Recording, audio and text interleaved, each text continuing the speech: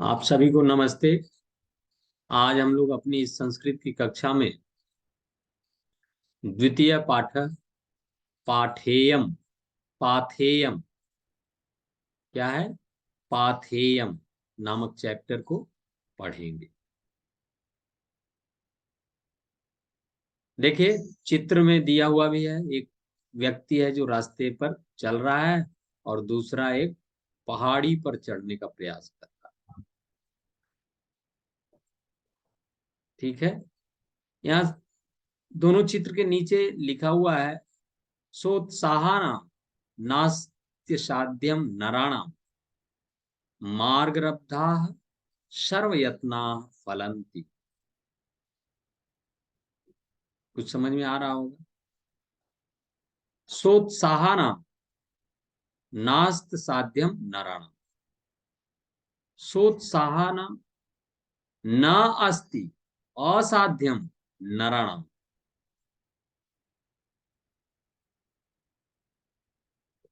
सोत्साहना न अस्ति नास्त्य लिखा हुआ है, तो न अस्ति असाध्यम नराणाम।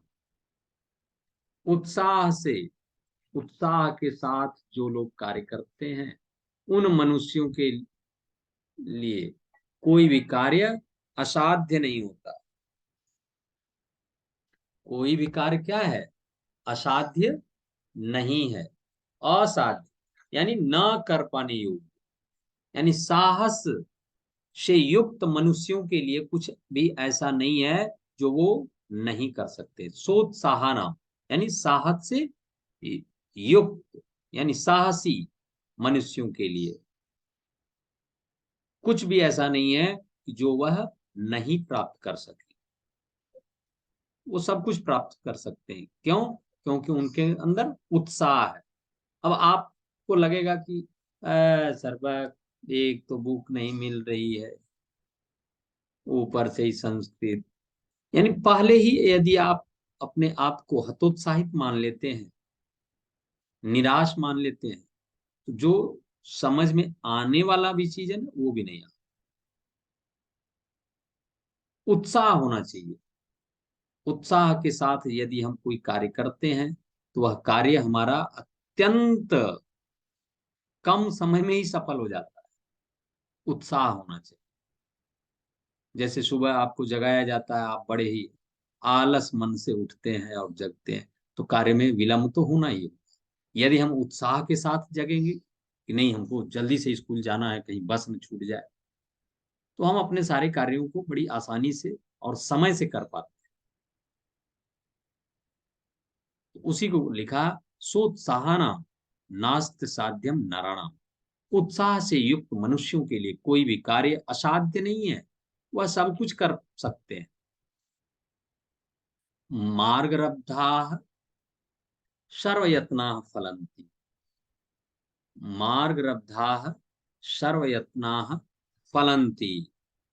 उचित दिशा में आरंभ किए गए सब कार्य फलदायी हो। मार्गरब्धाः सर्वयत्नाः फलन्ति, यानी उचित दिशा में यदि हम कार्य करेंगे। ठीक है। अब जाना है आपको किधर, पूरब जाना है और आप चल दिए पश्चिम की तरफ, तो आप पहुंच पाइएगा अपने घर? नहीं पहुंच पाइएगा। तो उचित दिशा में किया गया कार्य निश्चित रूप से क्या होता है, फलदायी होता है और सफल भी होता है। तो यहां पर पाथेयम बोला। पाथेयम, पाथेयम का तात्पर्य है कि जीवन पथ का मार्गदर्शक। लोग पहले रास्ते में चलते थे झुंड बना करके, तो रास्ते में जब पैदल ही चलते थे, आज की तरह से इतनी संसाधन नहीं थे, और ना ही इतने मोटर गाड़ी थे, ना ही इतने अच्छे तरीके का उस समय मार्ग था, रोड था बना हुआ, पक्की सड़कें नहीं थी। लोग पगडंडियों के सहारे ही चलते थे, और उस समय लूटपाट भी बहुत होता था। तो झुंड में ही चलते थे कि 5 लोग हो जाएं, 10 लोग हो जाएं। वो पहले अगर कहते थे ना, अगर वो शेरघाटी से चेरकी से अगर गया आना है तो अकेले नहीं कि हाँ उठे और आज की डेट में बाइक स्टार्ट किया और पहुंच गए गया। तो 2-3 दिन तक लोगों को बोलते थे गया चलना है, तो वो भी तैयार होते थे, हाँ हमको भी चलना है, हमको भी चलना है। तो 4-5 लोग मिल गए, वो सुबह चले अपना गया सिटी में जो भी काम था किए और फिर शाम को वापस हो गए। तो जब वो निकलते थे घर से तो चिरकी और गया के बीच में उनको जो भी भोज्य पदार्थ थे, कुछ खाने की इच्छा हुई, कुछ पीने की इच्छा हुई, तो घर से ही अपने थैले में कुछ रास्ते का खर्च लेकर के चलते थे कि जहां हम थक जाएंगे किसी पेड़ के नीचे बैठेंगे और इन सामग्रियों को खा करके हम अपनी भूख भी मिटा लेंगे और थोड़ी थकान भी मिट जाएगी। वही हुआ पाथेयम, यानी रास्ते में जो हमारी सहायता पहुंचाए। और इसको हम यह भी कर सकते हैं कि यहाँ पाथेयम है, तो हम अपने जीवन रूपी रास्ते पर चल चुके हैं, तो जीवन में हमारे जो सहायक सामग्रियां हैं उनको हम पाथेयम कह सकते हैं। हम अपने जीवन में जब चल चुके हैं, कोई ना कोई तो दिक्कत आएगी, और कोई दिक्कत आएगी तो उन तो ये है पाथेयम, यानी जीवन रूपी रास्ते में जो हमारे लिए सहायक हो। ठीक है, जीवन का मार्गदर्शन करे।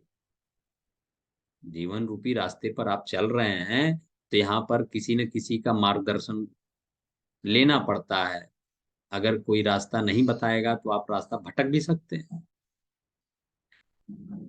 तो यही पाथेयम विभिन्न श्लोकों के माध्यम से आप अपने जीवन को सफल बना सकते हैं। तो इन श्लोकों को आप पाथेयम की उपाधि दे सकते हैं, इसीलिए इस चैप्टर का नाम पाथेयम रखा। ठीक है, जीवन पथ का मार्गदर्शक या शुभाषितानी आप कह सकते हैं।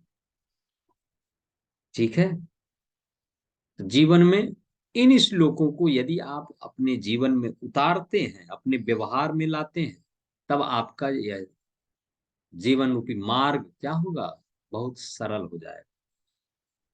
तो यहां भी देखो, स्टार्टिंग में पहले वार्तालाप के माध्यम से पाठ को इंट्रोड्यूस कर रहा है। सबसे पहले तो आप चित्र को देखें, चित्र के नीचे लिखी हुई पंक्तियों की सहायता से आप समझ जाएंगे।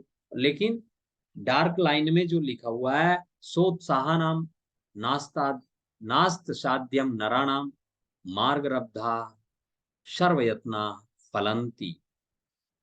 नास्त साध्यम यानी न अस्ति असाध्यम नराणाम, किसको, सोत्साहनाम, जो उत्साह से युक्त मनुष्य कार्य करने वाले होते हैं, उनके लिए कोई भी कार्य असाध्य नहीं होता। न असाध्यम, कोई भी कार्य असाध्य नहीं होता है। मार्गरब्धा सर्वयत्ना फलंती, उचित दिशा में किए गए कार्य, उचित समय पर प्रारंभ किए गए कार्य अवश्य फलदायी होते हैं। फलंती लिखा हुआ है, अर्थात फलदायी होते हैं, अर्थात सफल होते हैं। जब हम उचित समय पर अपने कार्य को प्रारंभ कर देंगे तो वह कार्य हमारा क्या होगा, सही समय पर हमें लाभ पहुंचाएगा। यदि हमको फसल लगानी है तो उचित समय पर आप फसल ना लगा करके लास्ट आवर में, जब फसल सूखने की टाइम आती है, पकने की टाइम आती है, उस समय लगाएंगे तो हमारी फसल तो बहुत अच्छी होगी नहीं। तो इसीलिए कह रहे हैं कि उचित समय पर, अब जैसे अभी से जो पढ़ेंगे, जो डे बाय डे अपने सारे चैप्टर्स को रिवाइज करते रहेंगे, तैयार करते रहेंगे, उन्हीं का ना 90 से एवब नंबर आएगा। 90% से ज्यादा उन्हीं का नंबर आएगा। अब जो जा करके दिसंबर जनवरी या फरवरी में सोचेंगे हाँ थोड़ा टाइम है, अभी एक आध महीना पढ़ लेते हैं, तो उनके बस की बात नहीं है कि जो 91% लाएंगे या 92 लाएंगे या 99 लाएंगे।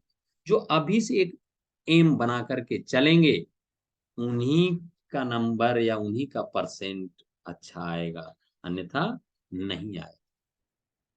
तो जीवन रूपी रास्ते में कितना फलदायी होने वाला है, यहाँ पर देखो कैसे कह रहा है। विवेक बात कर रहा है विशाल से। अय विशाल, नमस्ते, आगच्छ, उपवेश। अरे विशाल, नमस्ते नमस्ते नमस्ते, आओ आओ, आओ बैठो यार, उपवेश, बैठ जाओ। तो विशाल कह रहा है नमस्ते विवेक, नमस्ते, है ना।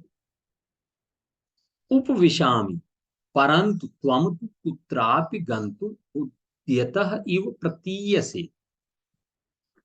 मैं बैठ तो रहा हूं, उपविशाम बैठता तो, परंतु त्वम तो, लेकिन तुम तो, कुत्रापि गंतुम उद्यतः इव प्रतीयसे, तुम कहीं अन्यत्र जाने जैसा प्रतीत हो रहे हो, लग रहा है कि तुम कहीं जाने वाले या जा रहे। तो विवेक कह रहा आम, हाँ। मम मातुलः, मेरे मामा, युद्ध क्षेत्रात् प्रतिनिवृत्त, युद्ध के मैदान से वापस आए। अहम तम द्रष्टुम गच्छामि, मैं उनको देखने के लिए जा रहा हूं। अहम तम द्रष्टुम गच्छामि, मैं उनको देखने के लिए जा रहा हूं। द्रष्टुम आपको पता होगा, तुम प्रत्यय से, दृश्य धातु, तुम धातु, दृश्य धातु और तुमुन प्रत्यय से द्रष्टुम बन गया, यहां पर देखने के लिए जा रहा हूं। तो विशाल कर अहो, अरे वाह, धन्य तव मातुलः, धन्य है तुम्हारे मामा, यह एवं देश सेवायाम संलग्न, धन्य है तुम्हारे मामा जो कि इस प्रकार से देश सेवा में लगे हुए हैं। बाप, बताओ तो। लेकिन अत्र श्यूते किमेतत नयसी, अत्र यानी यहां पर इस श्यूते, थैले में, श्यूते मतलब थैला, झोला जिसको कहते हैं, श्यूते किम एतत नयसी, यहाँ क्या लेके जा रहे हो। तो विवेक कह रहा है श्यूते पाथेयम अस्ति, थैले में पाथेयम है, रास्ते का सहायक, रास्ते में जो हमारी सहायता प्रदान कर सके, उसको यहाँ पर पाथेयम कहा। तो विशाल कर पाथेयम किम भवती, पाथेयम क्या होता है। तो विवेक विहास्य, हंस करके, विहास्य हंस करके, ये भी पता होगा आपको, विहास्य, लेप प्रत्यय युक्त यह शब्द दिखाई दे रहा है। वि उपसर्ग हस धातु और लेप प्रत्यय, विहास्य हंस कर। श्रीणु पथ हितकरम पाथेयम भवति, सुनो, पथ हितकरम पाथेयम भवति, रास्ते में जो हितकर होता है वही पाथेयम होता है। देखो यहां पर जो बताया कि पथ हितकरम पाथेयम भवति, रास्ते में जो क्या करता है, हितकर होता है, वही पाथेयम होता है। अतः शिवते कानिचित फलानि अथ च ज्ञान वर्धनाय द्वित्राणि पुस्तकानि अपि सन्ति, इसलिए झोले में कुछ फल हैं और ज्ञान बढ़ाने के लिए दो तीन किताबें भी हैं। ज्ञान वर्धनाय द्वित्राणि, दो तीन, पुस्तकानि अपि सन्ति, पुस्तक भी है। आज की तरह से थोड़ी कि मोबाइल में बस लेकर के बैठे हुए हैं, मोबाइल चला रहे हैं, ईयरफोन लगा लिए हैं, वीडियो देख रहे हैं, गाना सुन रहे हैं, सफर करते जा रहे हैं। पहले लोग जाते थे तो न्यूज़पेपर, मैगजीन, पत्रिका, कुछ किताबें, कहानी की किताबें, नॉवेल्स, ड्रामा, ये सब ले करके चलते थे कि ट्रेन में बैठ के क्या करेंगे, पढ़ते रहेंगे, तब ना उनका नॉलेज बढ़ता था। आज क्या है, मोबाइल में बस वीडियो देखेंगे, गाना सुनेंगे, तो उससे कितना नॉलेज बढ़ जाए। कुछ लोग वीडियो गेम खेलेंगे, कुछ और भी गेम खेलते हैं। लेकिन पहले के लोग खाली समय में विभिन्न प्रकार की पुस्तकों का अध्ययन करते थे। पुस्तकों का अध्ययन करने से उनके अंदर कुछ तो शब्द कोश बढ़ता था, कैसे लिखा हुआ है लेखन शैली को भी पढ़ते थे, कौन सा शब्द किस हिसाब से लिखा हुआ है, उनको मात्रा का भी ज्ञान होता था। पहले के लोगों में देखो कितना ज्ञान भरा हुआ है, कोई गलतियां नहीं करते, वर्ड पावर उनके पास बहुत सारा है। बहुत सारे लोग होंगे आपके आसपास पुराने लोग, उनकी इंग्लिश देखिए, कोई भी वर्ड बोलिए वो फट से उसकी मीनिंग बता देते हैं, स्पेलिंग भी बता देते हैं। और हम आपको बहुत सारा मिस्टेक हो जाता है। तो वो क्या करते थे पहले, बहुत सारी मैगजीन, न्यूज़पेपर रास्ते में ले लिए और पढ़ते हुए जा रहे हैं, समय कटते जा रहे हैं। आज की तरह से अपना बेकार का टाइम मोबाइल में थोड़ी यूज करते थे। हाँ, मोबाइल से भी पढ़ा जा सकता है, लेकिन पढ़िए तब तो कुछ के मन में आएगा, सर हम मोबाइल से पढ़ते हैं, ई मैगजीन पढ़ते हैं, ई न्यूज़पेपर पढ़ते हैं, ई बुक पढ़ते हैं। पढ़ने वाले तो इसमें भी पढ़ते हैं, लेकिन मिसयूज करने वाले खूब करते हैं। मिसयूज की बात यहाँ नहीं हो रही, यहाँ पढ़ने की बात। तो वही कह रहा है कि इसलिए इस झोले में च्युते कानिचित फलानी अथ च ज्ञानवर्धनाय द्वित्राणि पुस्तकानि अपिशन्ति। इस झोले में, इस थैले में कुछ फल हैं और कुछ ज्ञानवर्धक दो तीन पुस्तकें भी हैं। तो विशाल कह रहा है इदानीम ज्ञातम, अब समझ में आया। अतएव अस्माकं मणिका पाठ्य पुस्तके पाथेयम इति पाठे सुभाषितानि सन्ति। इसीलिए ही हमारी पाठ्य पुस्तक मणिका में पाठेयम ऐसे पाठ में सुभाषितानि है। ये बात समझ में आई। तो विवेक करा नानु सुभाषितानि एव अस्माकं जीवने मार्गदर्शनम कुर्वन्ति। निश्चित रूप से सुभाषितान ही हमारे जीवन में मार्गदर्शन का कार्य करते हैं। विशाल करा शुभायु शुभाय भवत ते पाथे, शुभ हो तुम्हारा यह पाथे, यानी लाभकारी हो तुम्हारा यह पाथे। रास्ते का जो भी सहायक सामग्री है वास्तव में तुम्हें सहायता प्रदान करे, ऐसी वह मनोकामना के साथ आगे बढ़ते हैं। तो आप भी बढ़ेंगे।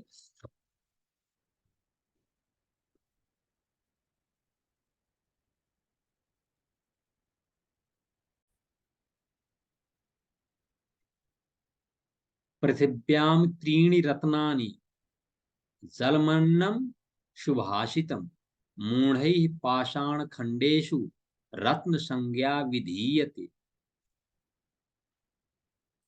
पृथिव्याम त्रीणि रत्नानि जलमन्नं सुभाषितम् मूढ़ैः पाषाणखण्डेषु रत्न संज्ञा विधीयते।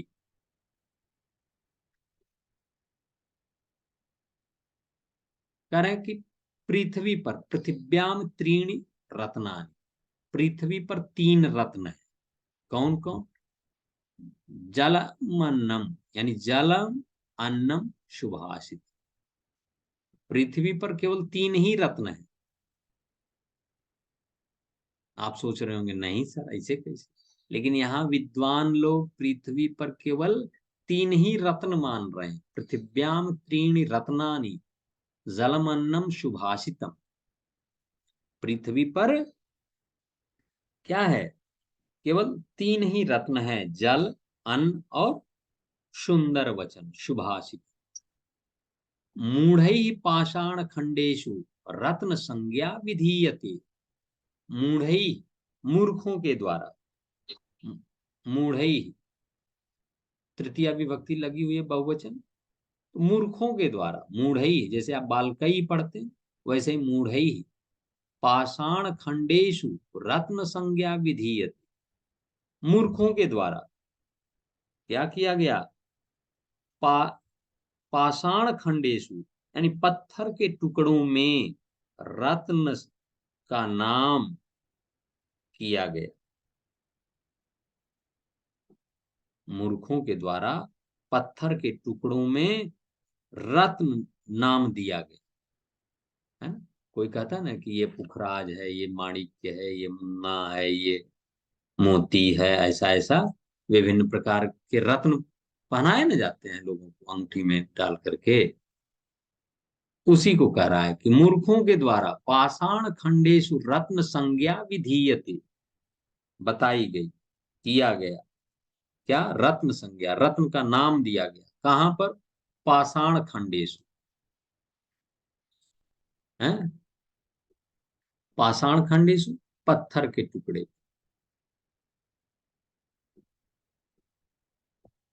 पृथिव्याम त्रीणि रत्नानि जलमन्नं सुभाषितम् मूढ़ै पाषाण खंडेशु रत्न संज्ञा विधीयते, है ना। तो यहाँ पर पृथिव्याम त्रीणि रत्नानि जलम अन्नम सुभाषितम मूढ़ै पाषाण खंडेशु रत्न संज्ञा विधीयते, ऐसा बोल रहा है।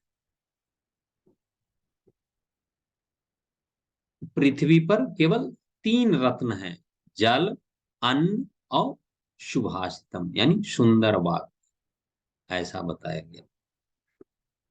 पृथ्वी पर केवल तीन रत्नों को, जल, अन्न और सुभाषितम। जल है तो आपका जीवन है, अन्न है तो आपका जीवन है, और सुंदर वचन है तब भी आपका जीवन है ना। यदि हमें लंबा जीवन जीना है तो कुछ जल और कुछ अन्न ग्रहण करते रहना पड़ेगा, और साथ में हमें अच्छे वाक्यों को बोलना पड़ेगा। यदि हम अच्छे वाक्य नहीं बोलेंगे तो लोग उलझ जाएंगे, लोग उलझ जाएंगे तो आपके साथ क्या कर सकते हैं? लड़ाई झगड़ा ये वो विभिन्न प्रकार की बातें आपके साथ कर सकते हैं। कर सकते हैं कि नहीं कर सकते? तो उसी को कह रहा है कि पृथिव्याम त्रीणि रत्नानि, पृथ्वी पर तीन रत्न है, जलम अन्नम सुभाषितम, जल, अन्न और सुभाषितानि अर्थात अच्छे वाक्य। मूढ़ई पाषाण खंडेशु रत्न संज्ञा विधीयते, मूर्खों के द्वारा,